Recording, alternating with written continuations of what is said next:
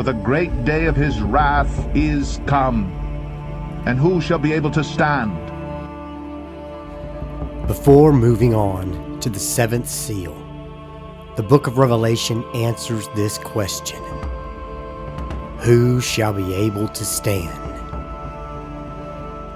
From the opening of the first seal in Revelation 6, events have been written in chronological order. Chapter 7 of the book of Revelation doesn't fit into the timeline. It is an interlude that gives us valuable information to fill in the gaps so we know what's going on. Who shall be able to stand? The 144,000 marked with the seal of God on their foreheads. Revelation 7. And after these things I saw 4 angels standing on the 4 corners of the earth, holding the 4 winds of the earth, that the wind should not blow on the earth, nor on the sea, nor on any tree.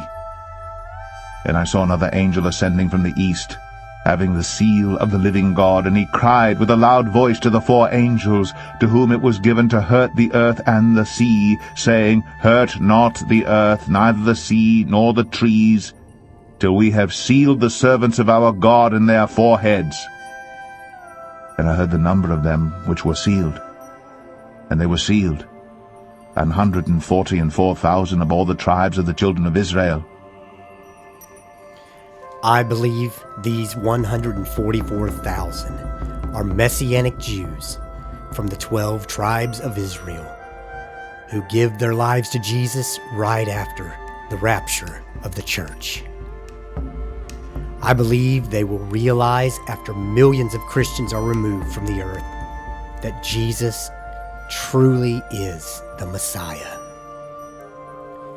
These 144,000 Messianic Jews will take the gospel of Jesus Christ to every nation. They are called servants of God. The sixth seal cannot take place until these 144,000 Jews turn to Jesus and are marked with the seal of God. These Jews go out and win more souls to Jesus than have ever been won before.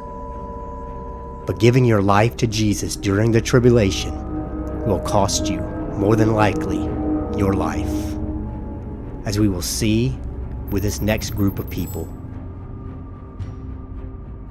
After this I beheld, and lo, a great multitude, which no man could number, of all nations, and kindreds, and people and tongues, stood before the throne and before the Lamb, clothed with white robes and palms in their hands, and cried with a loud voice, saying, Salvation to our God, which sitteth upon the throne, and unto the Lamb.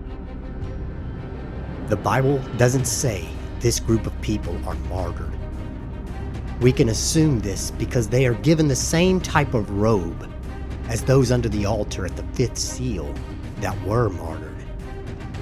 These robes are called a stole, a victor's robe, and they have palm leaves in their hands, which is a sign of triumph. In Revelation 3, verses 4 and 5, the raptured church receive a robe called Himat-Eon, which is a fine white linen garment, different than those who have given their lives for Jesus. Martyrs. And one of the elders answered, saying unto me, What are these which are arrayed in white robes, and whence came they? And I said unto him, Sir, thou knowest. And he said to me, These are they which came out of great tribulation, and have washed their robes, and made them white in the blood of the Lamb. This phrase, came out of great tribulation, in the Greek is erchamenoi. It's written as a present middle participle. It denotes continual action. So this interpretation should be coming out, continually coming out. In the English Standard Version, the interpretation is, these are the ones coming out of the Great Tribulation. They have washed their robes and made them white in the blood of the Lamb. You have the tribulation, and then you have what Jesus coined the Great Tribulation in Matthew 24, verse 15 through 21. When ye therefore shall see the abomination of desolation, spoken of by Daniel the prophet, stand in the holy place, whoso readeth, let him understand. Then let them which be in Judea flee into the mountains. Let him which is on the housetop not come down to take anything out of his house, neither let him which is in the field return back to take his clothes. And woe unto them that are with child, and to them that give suck in those days. But pray ye, that your flight be not in the winter, neither on the Sabbath day. For then shall be great tribulation, such as was not since the beginning of the world to this time, no, nor ever shall be. As we see in Daniel 9:27, Daniel tells us that when the abomination of desolation takes place, this is the midpoint of the tribulation.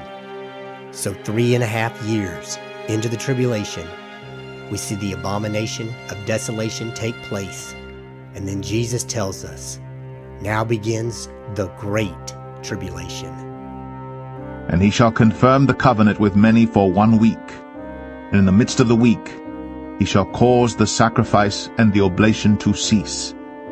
And for the overspreading of abominations he shall make it desolate, even until the consummation, and that determined shall be poured upon the desolate.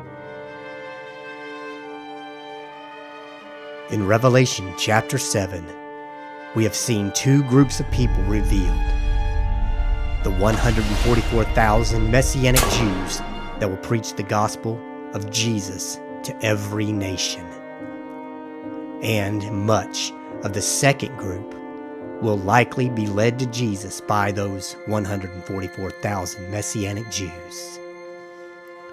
This second group of people will go through a massive genocide, the largest genocide that has ever taken place in the history of the world. This will total a number so large that no man could even count. And they are continually coming out of the Great Tribulation as martyrs for Jesus.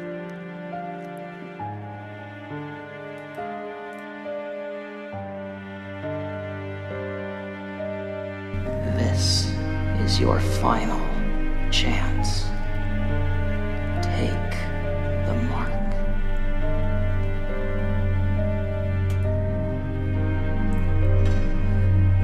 Let's say a wretch like me